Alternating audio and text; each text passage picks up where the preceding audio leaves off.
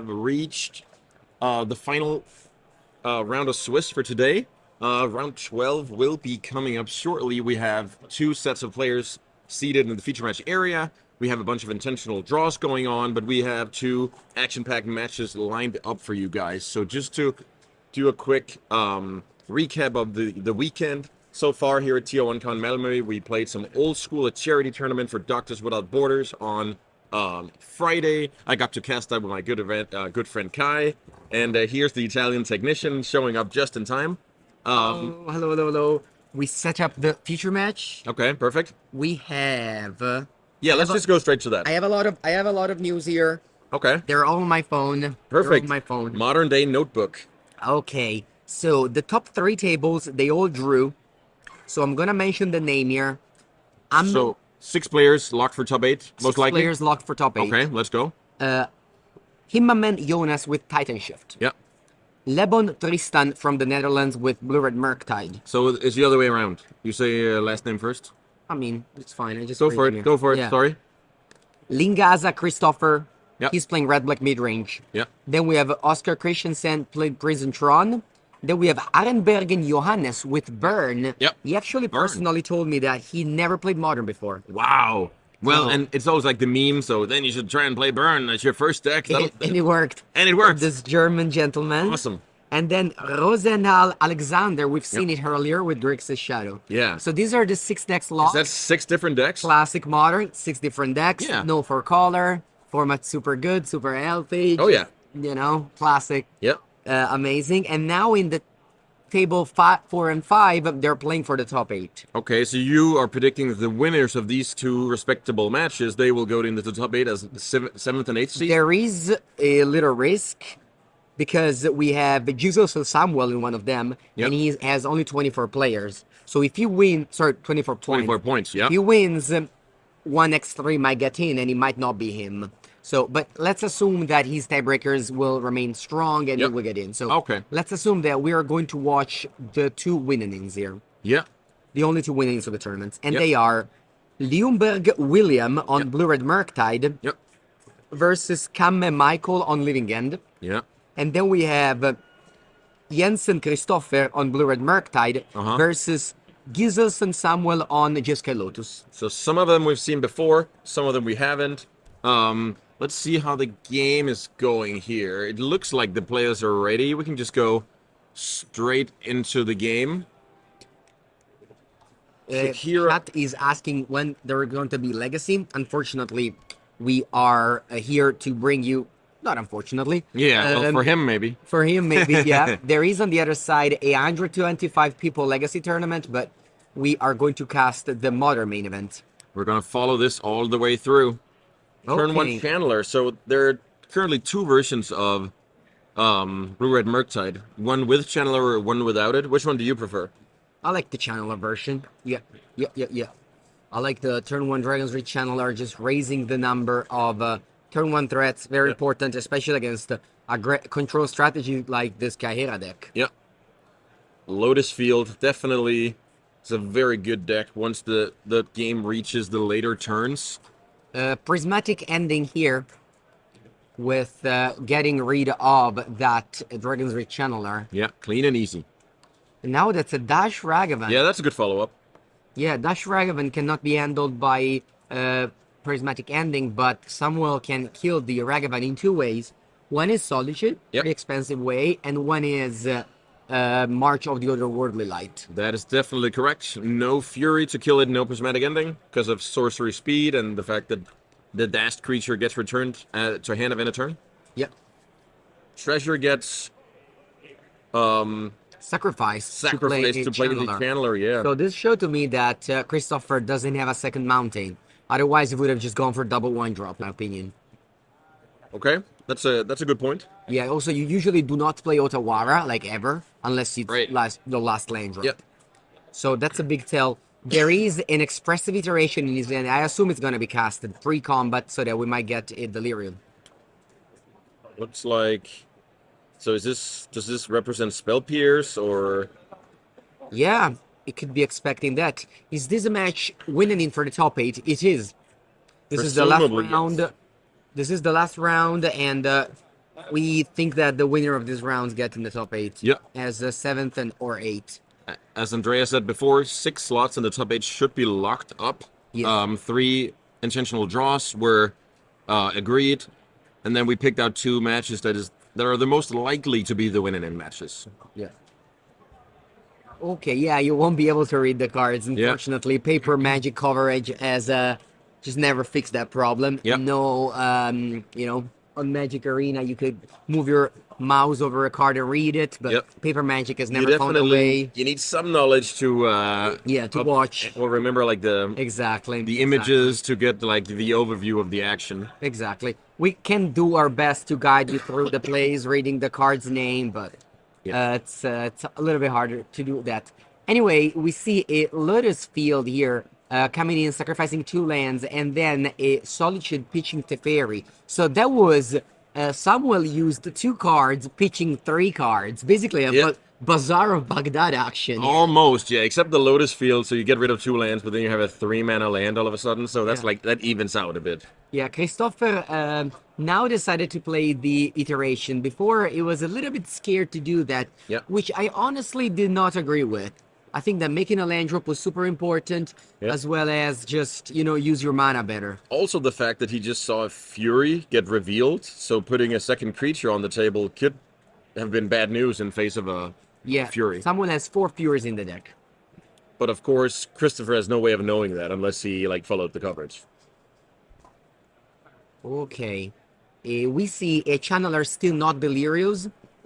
And whereas on the other side, Samuel can already be casting that scary Teferi Time Reveler. 4 copies of it in the deck. Look at that super cool Seacron Coast. It's the 5th land, but it comes into play untapped because of Lotus Field. Yeah, 5th mana source anyway. Yes, we have Simon Nielsen in our chat. Now he's on his way to the airport. And table 1 and 3 did draw. And red fucking tie. Spell Pierce taking the job done. Not taking the job done. Sorry, there is a Lotus Field that paid for it. The deck list will be published after the event. Yeah, and since Chalice of the Void for 1 is on the table, it was kind of a free roll with the Pierce, I guess. Yeah, you actually, it's important because you surveilled. You could have found a fetchland or a creature and you would have got Delirium. Yep. And Christopher does get Delirium now with that fetch land. Maybe he even did find the fetch and kept it on top. As did you notice it? Land. Yeah, because you wanted the 4th land?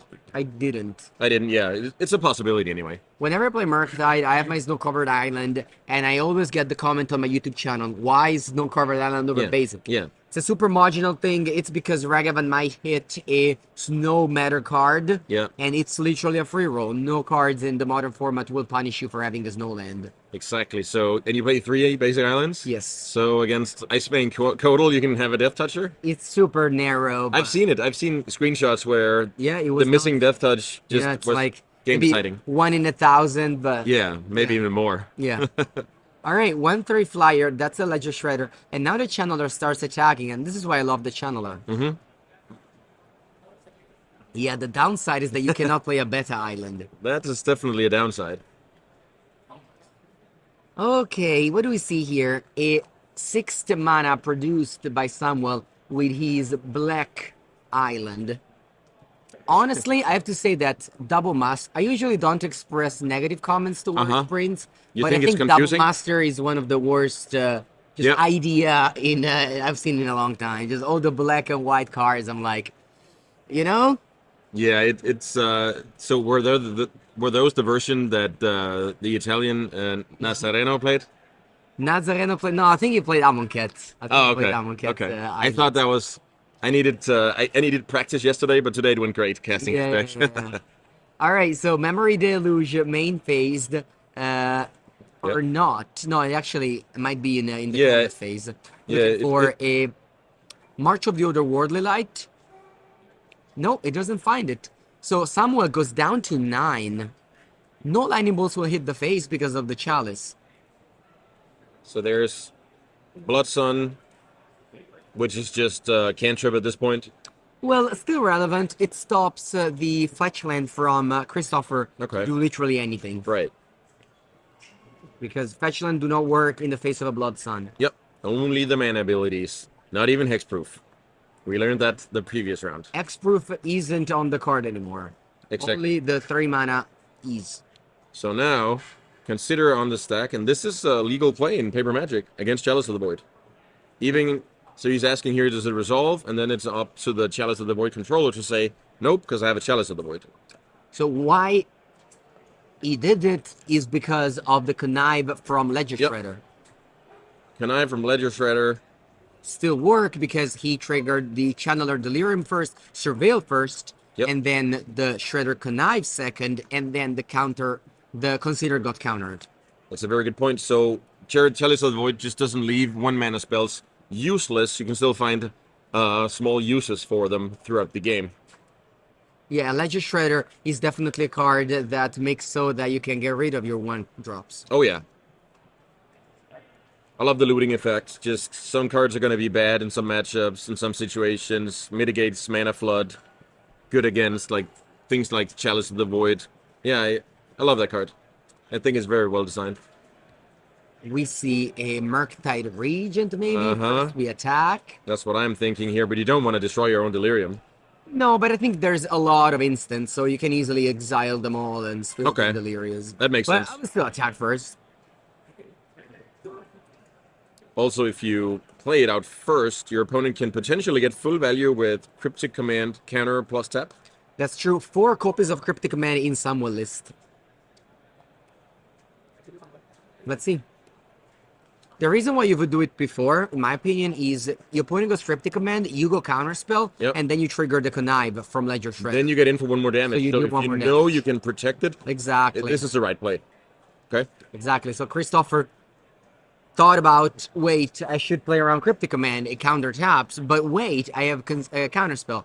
So I might just draw a spell that I don't want, like a 1-drop, and that would pump the Shredder.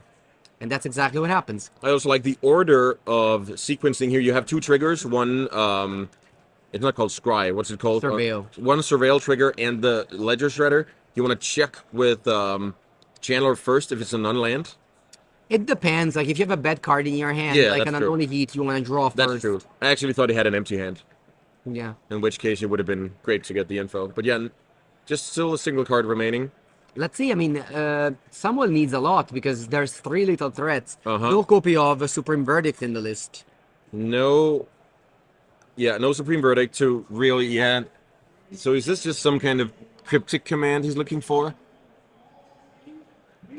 Yeah, also the Sparbluff Canal and Seacrom Coast, they come into play untapped with Blood Sun in play. Okay, that's cool. That's a cool interaction to know about. I have seen many games of Samuel in this weekend, and he has played against a lot of Murktides. Yeah. His strategy has always been to side in Rest in Peace, and he plays 3 in the sideboard. Yeah, I definitely saw that as well, at least once. Those will definitely come in handy. Yep.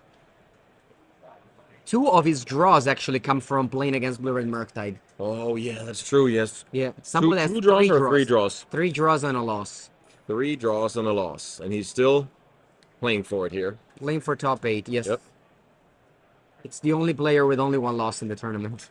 Does Lotus a real deck in Modern? I just know the deck type from Pioneer. Yeah, you can't really compare. This is like a control deck. The Pioneer deck is like a combo deck. So, but I actually think it's one of many tier 2 definitely viable options in Modern. How do you feel about it?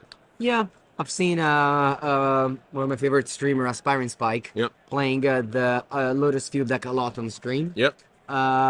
He sometimes, I mean, it's basically the list is the same. You have Chalice of the Void, you have Blood Sun, and then you have a lot of expensive threats that you cast sooner with Lotus Field. Yeah. But I mean, I wouldn't put it in one of the best deck in the format for sure, but yeah. Modern is often like that. Like any deck can succeed as long as you know it well enough. Yeah.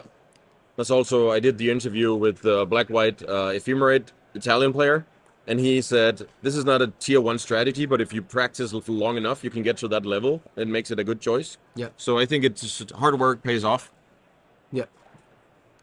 Okay, so we see that someone kind of did a desperate play with the Valakut Awakening. Awakening, you might find, like, I don't know, I honestly don't It's something like multiple solitudes or something. Not only because He needs 3 Oh, solid. you're right. That's He needs like, 3. I don't think that hand is 6 cards. We don't have standings published anywhere. Maybe No. we can get like the final standings and post a picture on Twitter or something. But Yeah, I posted on Twitter, on my Twitter, Yep. the top 10 decks. okay, The top 6 have drawn into the top 8, and the other 4 are playing right now in our future match. Yeah. So you can go to my Twitter at Mango09 or my Instagram at Mango09, and you can see the decks. I Yeah. didn't put out the name because I didn't have my pairings in front of me. right. But maybe if you're looking for a specific friend of yours or something, you would have to wait for like the final standings. I mean, I have standings on my phone. I can repeat the names that are in the top 8 with the decks. yeah. We have Himamen Jonas on Valakut, Lebon Tristan on Blue Red Murktide, Lingzana Christopher. I'm gonna just butcher all these names because That's okay. North European names Yeah. I just don't know how to pronounce it. You're good. You're good. You're excused. Lingzana Christopher on Red Black mid range. We have Christiansen Oscar on Prisontron, Harenberg Johannes on Burn, and Rosendal Alexander on Grixis Shadow. So 6 different decks locked, and then we have Murktide versus Jeskai Lotus Field and Murktide versus Living End in the 2, presumably winning ends. Yeah. Yep. There is Living End versus Murktide and Lotusfield versus Murktide. Yeah. Why am I not playing myself? Because I have been hired to Oh, yeah. commentate and give you the content instead, which, at this stage, I enjoy. I enjoy coming in, doing a good old travel for work, and still play and talk about Magic. For sure. That's Some definitely people what I ask me like the to same do. question, and I was like, so if I play, talk about it, read about it, it's still consuming Magic. So Yeah. it's still a good thing, right? So, if you're a commentator, you always win. Exactly. It comes on to a good thing and a bad thing. Yeah. The good thing is that, you can still cheer with the player who won, interview them. Oh, yeah. It's great. But at the same time, you have to stay here until the end. So it has the You're definitely right. that side. So on the plus side, I'm going undefeated this weekend. You lost a little bit on Friday, but yeah. but other than That's that, true. That's true. All right. I'm gonna look at some upgrades here for the blue red deck after sideboard against this Jeskai Lotus Field Yeah. deck. Whew, it's so hard. The Not a lot of cards actually. William in the winning end on the other side, his surname is Ljungerberg. Yeah, Ljungerberg. Yeah. That sounds a very Swedish name. Jungebear. Yeah. Ljungerberg. Okay. Yeah. Yeah, definitely. So I'm looking at this sideboard. How many of these cards would you consider against this Lotus Field deck, aside from the 1 Blood Moon, 2 Disputes? 1 Bloodman to dispute, 1 Jace the Moon Sculpture. Yeah, you're right. definitely coming Yeah. in. You can even bring in Subtlety, as that answer both the Fairy, Fury, and Solitude. So I can easily see pay 5 mana, play an Elemental, pay 4 mana, put it back on top of your deck. Yeah, I was about to say you almost never want to pitch with the subtlety here. No, Subtlety is mostly to just, Isn't it for Primeval Titan originally? yeah, Primeval Titan, but I don't mind it against Omnath as well. Okay. Just trading 4 mana for 4 mana as well as attacking for 3 Yep. is a nice interaction. That is a there. good trade. Yeah. So let's see what the Jeskai player has here. You say, because you casted him a lot this weekend, Rest in Peace is coming in. 3 Rest in Peace. I'm sure they're coming in. Yep. I've also seen Nexus of Fate in his end post sideboard. Wow. I have seen Nexus of Fate. I think that he treats this matchup like a control match, and he brings in these low cards. Although Christopher has 4 copy of Trago's Red Channeler. Actually, no, 3 copies. Sorry, 3 copies of Channeler. Yep. 3 Shredder, 3 Murktide, and 4, of course, 4 Ragavan. For So monkey business. a lot of different ways you can build your deck, but I think that playing 3 to 4 Channeler is the best way. Yeah, the flexibility of getting the job done early and lowering your curve. I like that as well. The deck can play reasonably long with iterations anyway. Yeah. Which would be the reason to cut Yeah. the channelers. But yeah, it's all a matter of taste, and that's the beauty about Magic as well. Personal preference. What do you prefer? Do you prefer the early game? Do you prefer the longer game? Like, what do you focus on? Back and forth. Yeah, it's awesome. Especially in a 12-round paper tournament, just having some creature to attack with, it's Very underrated. It's Yeah, nice. It's nice. that's an underrated aspect. A lot. Both of these blue-red Murktide player picked up draws. Actually, Christopher Jensen picked up 2 draws. So, and the opponent picked up 3 draws. Like, drawing in paper Magic, it's super real. And the less creatures you play, the more likely you are to get a draw. That is a very, very good point. That if you can't play at a high level, high tempo throughout the weekend, then maybe, yeah, if you're on the fence about the channelers, you should probably play them. Yeah. If you play super fast, maybe you don't have to. It's all of that stuff matters. Yeah. Also, I wanted to point out that we might even see both Murktide player losing this match, and we might only see 8 different archetypes in the top 8. Yeah, that would be cool. Blue-red Murktide, by far the most present deck in the day 2, with 10 copies. 10 copies out of almost 70 players, yeah. Amulet Titan, the second most popular deck with 5, but none of them in the top 8. Yep. None of the Amulet decks ended up going the distance. Dashed Ragavan here on turn 2, just like the first game. Yeah, and you got a treasure. Let's see if we're going to use the treasure immediately. Nope. Doesn't look like it. I saw a lot of lands, a lot of blue cards. Okay. And we are going to see top 3 mana. Is that a Blood Sun? That is. It is a Blood Sun. So now, yeah, go ahead. With the Blood Sun in play, a lot of things will happen. First, Lotus Field will not trigger. Second, the Scalding Tarn that you see in Christopher's hand, that doesn't work.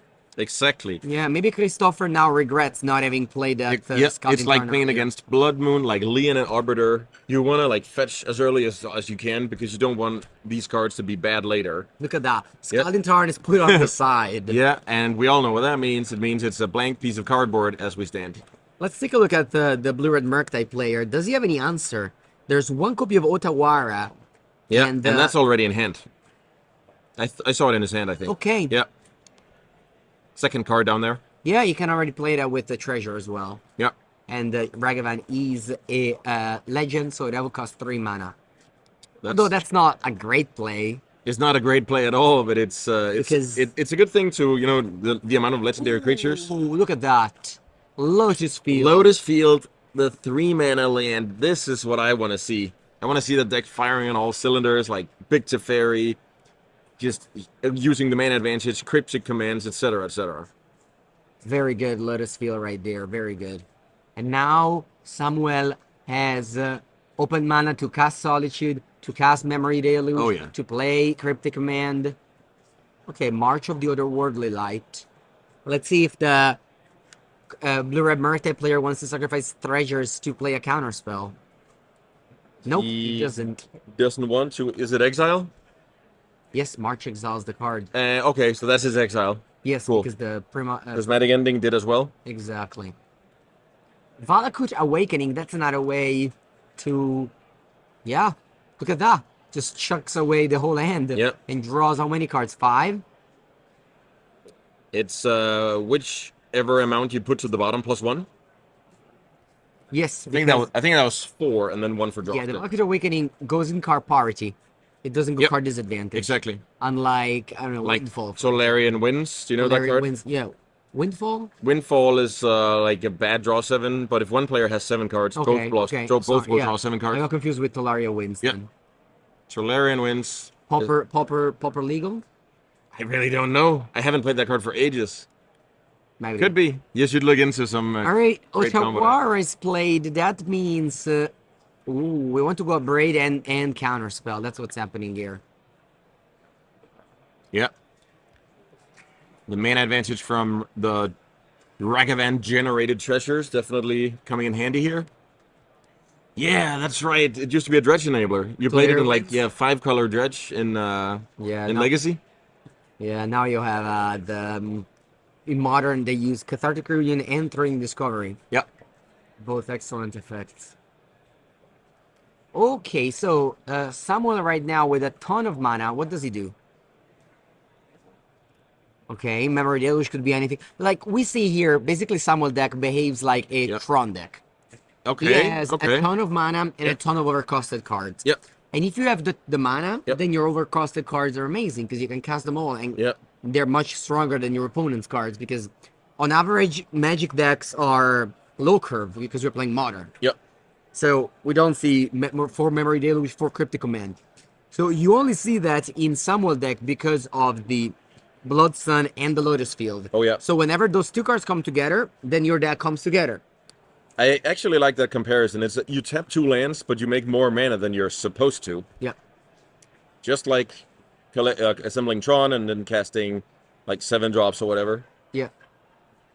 And now Samuel could have found, more Lotus Field and more. Okay, 3 mana. Is that a? That's what I was thinking about. Blood Moon. We've seen earlier. Oh, Wow, this is a lock though. Like Christopher can't cast a spell anymore. I agree. So now he has to win the game with Ragavan and Right. Although the Scalding Turn is unlocked, it adds a mountain. It adds a mana now. yeah. It has red mana. Yeah. Yeah. Okay. And we've seen this game going like this and going to time a few rounds ago. Okay. And that was also thanks to like Blood Moon. Blood Moon on the side, Yeah. Chalice on the other side. Oh my. No Also, player. maybe rest in peace even. Rest in peace as well. Yeah. No player could cast a spell for like 10 minutes and they took a draw. That was how the previous game went. So you'd be like, oh, Sam was so slow, but not really. His deck sometimes just, well, can't close it. So now, is that an island on Samuel's side of the table? It is. It is. Although, But island is not going to help yeah, him. I don't think This is- islands lets you cast literally any card. He has one Odawara, though. Okay. Oh, maybe that's already in play. What did he spend mana for? Oh, Kahira. Okay. Ooh, both face. So, I actually asked him yesterday when he was on feature, same matchup, how many Furies did you have in your deck? Do you remember we cast that game and we wondered how many does he have post sideboard? He said he brought out 2. Okay, so Yeah. you have that information. Yep. So that's what he did yesterday. So I think Samuel still has 2 Fury in his deck that are perfectly castable under Blood Moon. It dies to Bolt, although we saw Christopher just going to face with 1 Bolt. Wow. Okay. I don't like that going to face. The Euro can always go to face. There is no one pressuring. Yeah, you. your mana is not gonna be. There it is. Oh, wow. If he doesn't have a Bolt, then I was going to regret. No, okay. So What? I need to count the card types. I mean, that is a legal play. It's just not very effective. Oh, my God. Yeah. Unfortunately, he thought it had the same power and toughness, most likely as Solitude, but it is a 3/3. So this is brutal. Not only did you spend your Lightning Bolt, but now also the Unholy Heat. Oof. Yes, that was not what Christopher meant No. to do, probably. Yeah. And now he's regretting the. So now the good thing is, if this game goes to game 3, at least now he has the info that you can't just cast Lightning Bolt without a creature target, unless it's like lethal. Maybe Samuel, after the game yesterday, where he drew without any Furies, Yeah. decided, Yeah. know what? Maybe I need to keep in all the Furies in. Okay. I shouldn't take them out because people will bring in I Fury mean, against it me. does make sense. That's Sorry, what Bolt we, against me. That's what we do, right? We live and we learn and we adjust. I meant to say Blood Moon, but yeah, Bolt is really bad against this Jeskai Field deck. Yeah. So I am surprised to even see it in right here. Yeah, me too. And but I mean, yeah, that was just so much stuff going on, and the Furies just did their best. There were 6/6 attackers in practice, right? Getting in for 6 damage. 6 attackers, but die to Lightning Bolt. Yep. So not exactly Colossal Dreadmaws, Not exactly 6/6s, but but still, like they made Christopher concede. So we're going to game 3. Mhm. We're going to game 3, and we have well. Whoever wins we this can game- try and go for an update on the other match. We can see if they're still going at least. So Okay. it looks like they are still going, but we don't know the scores. Pretty funny that there is a Magus of the Moon in play, but Basic Forest saves the day. Michael has 4, so despite not having red lands in play, Yeah. there's a outburst on the stack. He tried to shut down both players. Well, that- and once again, the Magus shutting off the Blue-Red Murktide Yeah. player. So at least it's gone now. All right, we have a 7/7, a 5/5 X-Proof, and a 2/2. Blue-Red Murktide doesn't recover from this. Yeah. Yeah, we can stay here a little bit more. Let's see if there's an end shake Yep. after this, Yep. or if the players will So we don't- continue to another game. There it is. There's the handshake. So we came in just in time to see the Living End Yeah, player, Living End, hopefully for him, clinch the top 8. Living End player gets the job done and advances to the top 8 with an X2-1 record Yep. for Kamen Michael from Germany. Yep. He has been on. He only lost on Future Match. He told me. I think that's true. Yeah, I remember. He was 2 times on Future Match and Yep. lost both times, but finally now he won. Living End represented in the top 8. So that And, makes 7 different archetypes. Not 6 for now, I think. I think you just said 7. 6 players were locked, and these are the 2 win-ins most Yeah, likely. but if the Blue-Red Murktide wins, then we'd have. Oh yeah, you're right. Yep. 7 different archetypes. 7 confirmed, and Yeah. maybe it's 2 Yeah. Murktides, maybe Maybe one Jeskai Lotus. it's the full 8 different archetypes. Yeah, I'll repeat it again. Actually, you can see the decks in the top 8 on my Twitter or Yeah. Instagram. I Yeah. posted over there. Also, we My- can't really confirm it yet. Something strange might happen, who knows, but that's our best guess anyway. That's true. Okay, let's see. We're underway here. Looks like 7 cards for Christopher, 6 cards for Samuel. This is game 3. This is for everything, whether you get to go home or you get to play the top 8. Yeah, there's prizes up until top 64. Yep. So this player will go home with some tier 1 coin. Yeah, so they can spend it in the store. The rules regarding cash payout is very complicated, so getting to like buy product at a reasonable price is like the best alternative they could come up with. Yeah, you can even go home with a box of Double Master. Yeah. I recently bought one. You know how much it costs, a box of Double Master? Oh, I have no idea. A box of 24 boosters. So that's enough for one draft? Yeah. One draft? I don't know. 200 euros? 300. I paid it with shipments, 300 euro. Okay. Yes. That's But a lot of money. it has cool cards in it. It has some cool cards in it. Hopefully I will draft it soon when it arrives. Correct. No blue-white players in the top 8, unless you count this Jeskai deck, which is still in contention. Yeah, it's a Kaihera deck, so... Yeah. It's also a blue-white deck, just with some red spice on top. Okay, so Samuel doesn't play a turn 2 Rest in Peace, which would have been brutal for the Blue-Red Murktide players. Consider checking the top. Milling over Lightning Bolt, not the most impactful card. Do you think Christopher adjusted after that game, losing to those Furies? Now we see 2 Lightning Bolts in the yard, or am I just reading too much into it? Well, they both got graveyarded by Consider, so I think it's pretty lucky that there was a Lightning Bolt on top of the deck when he casted Consider, because the card looks pretty bad to me. Yep. Yeah, I don't like that strategy either. It's like when playing against Living End, it's the same thing. Getting ready for the creatures, usually a losing proposition. Yeah, especially when, playing Blue-Red Murktide, a deck that can't really side out too many good cards, so I would say the you same. often end up cutting, Like both trimming. against control, counters against aggro, and things like that. Yeah, but other than that, I agree. The core is very like set in stone. You need it all. Third land for Samuel. Does he have a Blood Sun? Does he want to run it into a Counterspell or Spell Pierce? Yeah. Interestingly enough, Samuel is playing a Jeskai deck that doesn't play Teferi Time Raveler, one of the strongest cards in Modern. Yep. No Time Revelers. He wants to go bigger. Wow, look at that. Top 3 mana, nothing happened. Yeah, nothing happened. Just The stack was clear. Oh yeah, just a static ability putting Companion into Samuel's hand. And Christopher doesn't have threats. Maybe took out some channelers, I don't know. Yeah, me neither. It's all the context. Does he know about Rest in Peace, and how do you sideboard against it? We can't really tell. But it is possible you would, if you know your opponent's on 3 Rest in Peace, that you don't want that card to be super effective against you. Yeah, also Murktide Regent, pretty bad as well. Yeah, definitely. Wow, look at that. Solitude Pitch Kaihera, which is basically a free Solitude because you got it. Kaihera was in end for free. And you got your opponent to tap out, so maybe almost tap out, I guess. Yeah, there's a treasure, and I think I see a Spell Pierce in there. Well, you're right. I didn't recognize the new artwork. Ooh, is that a Rest in Peace? It's a Chalice of the Void. So maybe we'll see the same thing, just Spell Pierce just because. And let's remember that Chalice of the Void stops Ragavan even if you dash it. Even if you spend 2 mana. Still a converted mana cost or mana value 1 card. Chalice checks the top right corner. Yep. That's a good way to explain it. Iterations. There is 1 copy of a Braid in the sideboard. Not a common card for Blue-Red Murktide, but definitely good against the Chalice of the Void right now. So how do you usually handle Chalice of the Void when you play Murktide? Yeah, a Braid is a great answer. You can also just play Ottawa or counter it. Yeah. But again, Chalice of the Void, it's not... it's kind of fringe. Devastating. You have it's not devastating? Legend Shredder. Okay. You have Murktide Regent. Yeah. So in theory, you can get around it. Yep. Plus, yeah, as you said, it's kind of fringe. Blue-White Control plays it. Yep. But outside of that, most people that play Chalice wants to put it on 0.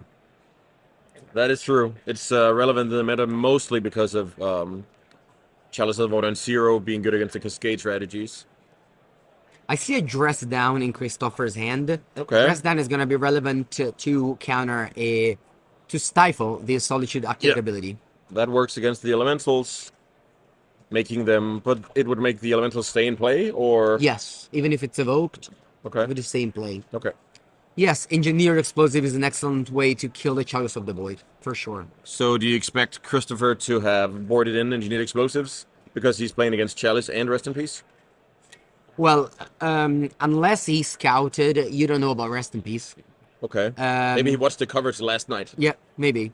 But yeah, maybe Engineered Explosives is good enough to kill the Chalice. Okay, Here's look the at that. big one. Tombstalker's older brother. 2 mana? How big? How many dice? How many counters are we gonna put on that? Let's see. Let's see here. 4, 5, 5. And 3 8, mana off. We see a third lightning bolt, a fury, a ragavine, No blue cards? and that looked like a sketch version of a dress down to me. Okay. So, but I guess the threat of untapped blue mana is still true to this day, so Samuel will have to think about, okay, he passes the turn. So here, if someone goes for Solitude, Christopher has the answer in dress down. That is cool. That's a cool one. So is this a missed bauble trigger? I'm not sure. Could have been. Murktide Regent. Whoop. Whoop. Ooh, a counterspell from the top. Yeah, That was counterspell was just drawn, so that's just some small way. If your plan is to bounce the Murktide Regent anyway, might as well do it on upkeep to play around the top card of your opponent's true. deck. That's it's just true. a small thing that can end up mattering in a situation like this. And it mattered a lot since Christopher drew counterspell for turn. Yep. So if Samuel would have bounced that, ooh, Teferi, we don't have an answer to that. Teferi will resolve, and I'm not sure that maybe it just has to minus. Was that a Fury in Christopher's hand? You for sure minus. Yeah, it depends on your hand, right? Yeah. Now Christopher might play in end of turn a second main phase dress down just to cantrip and get one card closer to that Murktide region. Oh yeah, because it goes third from the top. Yeah, very important that he doesn't say end of turn dress down though, because that means he can't cast No the counters Fury will anymore. be put on it. Bolt the Teferi dead, I assume. No? Doesn't work. There's Chalice of the Void. Oh, he just tried it. He just tried it. He just tried it. Wow. All right, is this a 5 mana Fury? It is. Yeah. Fury's good here.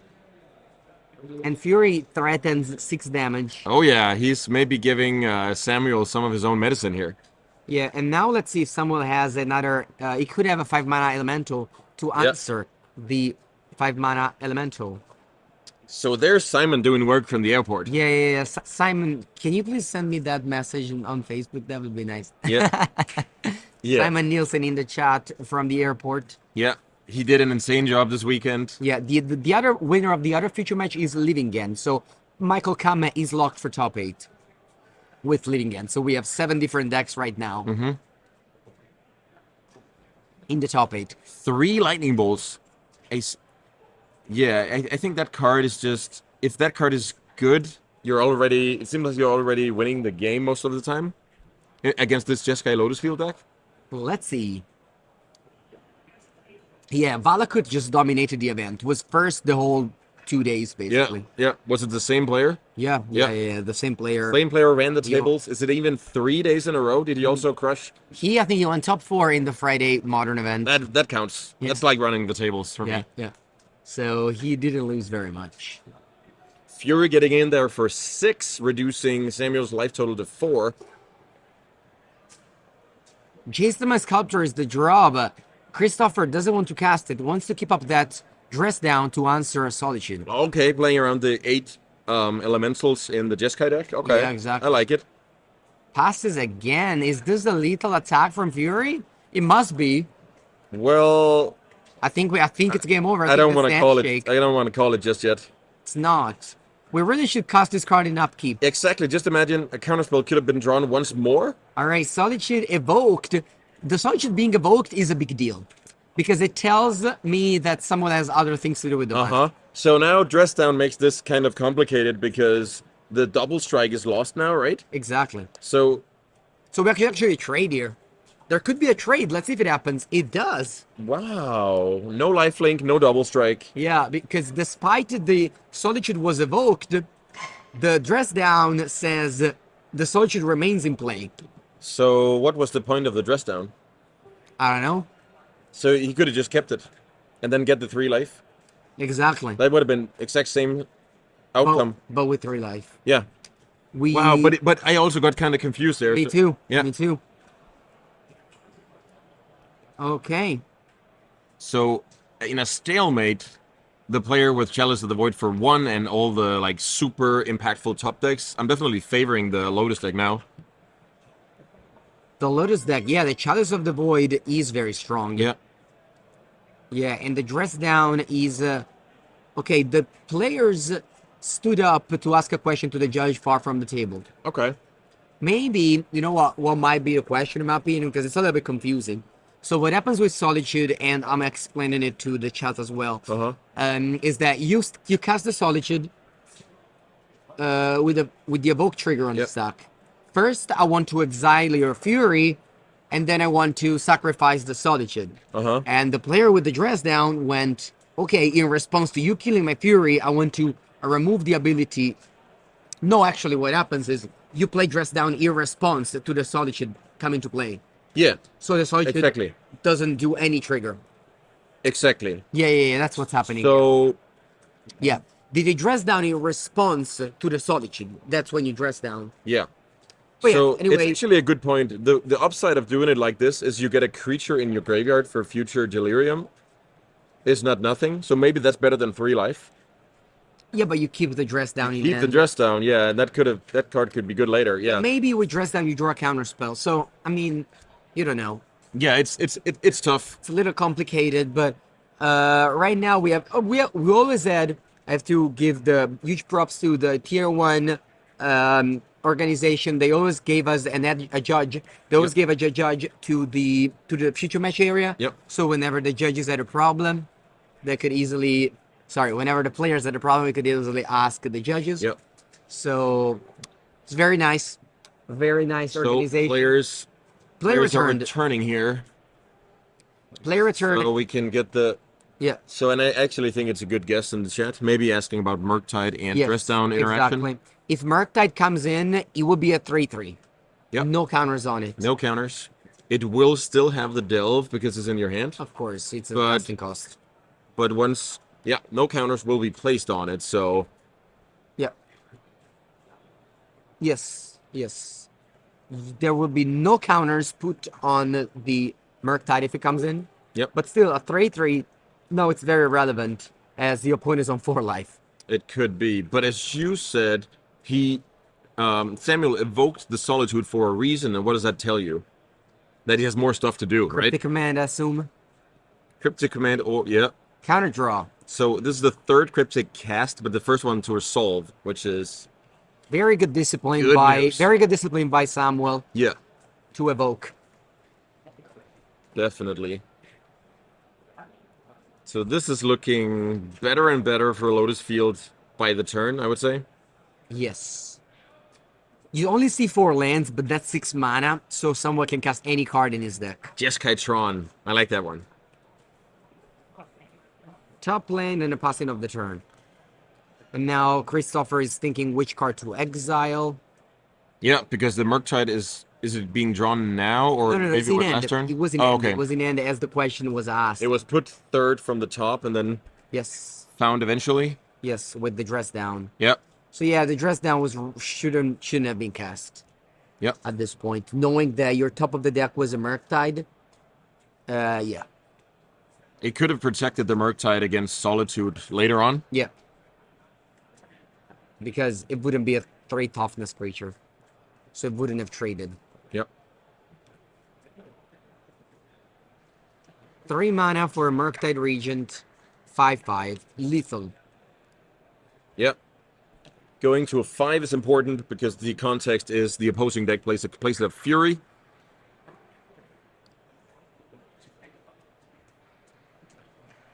Okay, nothing going on for Samuel. That could be bad. This Murktide could be lethal.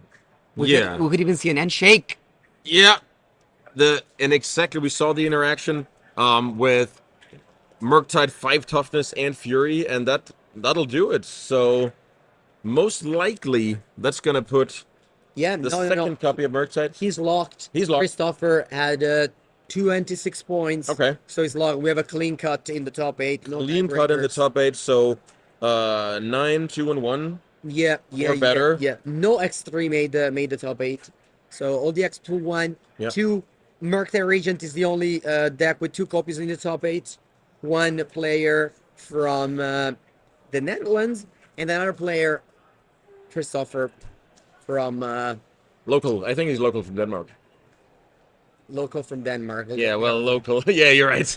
Yeah, that's because Copenhagen is like 30 minutes from here, or 20 Yeah, minutes. yeah, So yeah, it seemed kind of local for me, but yeah, you're Yeah. definitely right. Maybe we want to have an interview with the winner. Yeah, I'll try my best. to, Ask him about how does he feel to play Murktide Regent. Yeah, and clinch the top 8 of this awesome event. I'll ask. I'm not going to promise anything. Maybe he needs to rest, use the bathroom, or whatever. I mean, I think we have time now. Yeah, The Swiss is over. He's in the top 8. He Yeah. don't have time to rest. I'm gonna do my best and try and talk him into it, and I'll see you guys soon.